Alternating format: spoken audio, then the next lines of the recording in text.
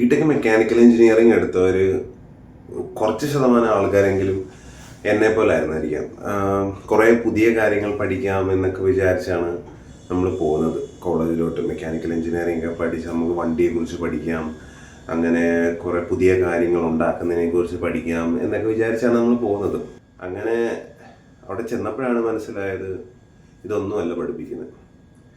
ഒരു പൈപ്പിൽ നിന്ന് വെള്ളം ചൂടാക്കി അപ്പുറത്തെ പൈപ്പിലോട്ട് കൊണ്ടുവന്ന്, ആ പൈപ്പിൽ നിന്ന് വെള്ളം ചൂടാക്കി ഇപ്പുറത്തെ പൈപ്പിലോട്ട് കൊണ്ടുവന്ന് ഈ മെറ്റൽ ഉരച്ച് ഇതിൻ്റെ മോളിക്കുലർ സ്ട്രക്ചർ കണ്ടുപിടിക്കുന്നു. അതുപോലെ തന്നെ വേറെ കുറേ സാധനങ്ങൾ. ഈ വെള്ളം ചൂടാക്കി ഇത്രയും മാത്രം വെള്ളം ചൂടാക്കുന്ന എന്തിനാണെന്ന് ഇന്നേ വരെ ആർക്കും മനസ്സിലായിട്ടില്ല. ഈ ഇത്രയും വെള്ളം ചൂടാക്കാനായിരുന്നെങ്കിൽ ആ വെള്ളം വെച്ച് കഞ്ഞിയെങ്കിലും ഉണ്ടാക്കി കുടിക്കാമായിരുന്നു. ഇപ്പം അതുമില്ല. കുറേ ലാബുകളുണ്ട്. എന്നുവെച്ചാൽ ആദ്യത്തെ ഫസ്റ്റ് ഇയറിലെ ലാബ് എന്ന് പറഞ്ഞാൽ തന്നെ എല്ലാവർക്കും അറിയാം ഇതൊക്കെയാണ്. മറ്റേ മണ്ണ് കുഴച്ച് നമ്മൾ കപ്പി ഉണ്ടാക്കുക, തടി വെച്ച് ഈ പണ്ട് ജാമ്പവാൻ്റെ കാലത്തുണ്ടാക്കിയ ജോയിൻറ്റുകളും അതൊക്കെയാണ് നമ്മൾ പഠിക്കുന്നത്.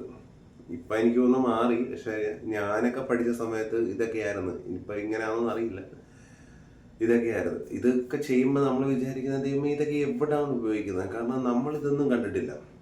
ഈ സാധനങ്ങളും ചെയ്യുന്നതായിട്ട് എവിടെയെങ്കിലും ഉപയോഗിക്കുന്നതായിട്ട് റിയൽ ലൈഫിൽ നമ്മളെങ്കിലും കാണുന്നില്ല. കാരണം എല്ലാം അതിന് അഡ്വാൻസ് ആയിട്ടുള്ള. അപ്പം നമ്മൾ ചോദിക്കും, സാറേ നമ്മൾ വിചാരിക്കും ആദ്യം പറ എന്നല്ല എഴുതാൻ പഠിപ്പിക്കുന്നത്, അത് കഴിഞ്ഞ് പിന്നെ കൂട്ടക്ഷരങ്ങളൊക്കെ ആവും. അതേപോലെ നമ്മൾ വിചാരിക്കും ഇനി മുമ്പോട്ട് കാര്യങ്ങൾ പഠിപ്പിക്കുന്നു. നമ്മൾ സാറിനോട് ചോദിക്കും, സാറേ ഇത് മുമ്പോട്ട് ഈ കട്ടള ഉണ്ടാക്കുന്നത് എങ്ങനെ? ഈ ജോയിന്റ് മാത്രം ഉണ്ടാക്കിയാൽ പോരാ, നമുക്ക് സാറേ കട്ടള നാളെ ഇത് കഴിഞ്ഞിട്ട് ജോലി കിട്ടിയില്ലെങ്കിൽ കട്ടള പണിക്കെങ്കിലും പോകാമല്ലോ. കട്ടള ഉണ്ടാക്കുന്നത് എങ്ങനെ? അതൊന്നും അവിടെ പഠിപ്പിക്കുന്നില്ല. അതൊക്കെ നിങ്ങൾക്ക് വേറെ പോകണം.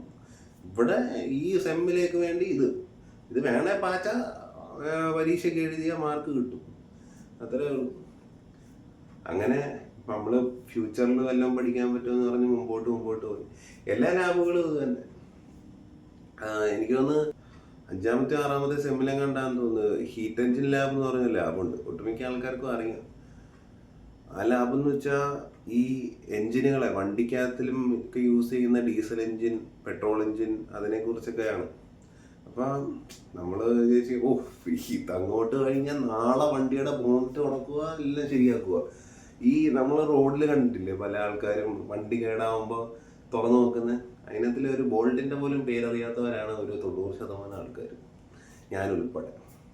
അപ്പം പക്ഷേ നമ്മളപ്പോൾ വിചാരിച്ചെന്താ ഇതൊക്കെ പഠിച്ചു കഴിയുമ്പോൾ ഞാനൊരു പൊളിക്കും. നാളെ വീട്ടുകാർ പറയണം എൻ്റെ മോൻ മെക്കാനിക്കൽ എഞ്ചിനീയറാണ് എന്ന് പറയണമെന്ന്. പക്ഷേ ഇവിടെ ഒന്നുമില്ല. അവിടെ ചെല്ലുമ്പോൾ ഇതിനെക്കാട്ടി കഷ്ടമാണ്. ഇപ്പം ആദ്യമായിട്ട് ഈ ഡീസൽ എൻജിൻ കണ്ടുപിടിച്ച സമയത്തെ എൻജിൻ ഉണ്ടല്ലോ, അതാണ് പഠിപ്പിക്കുന്നത്.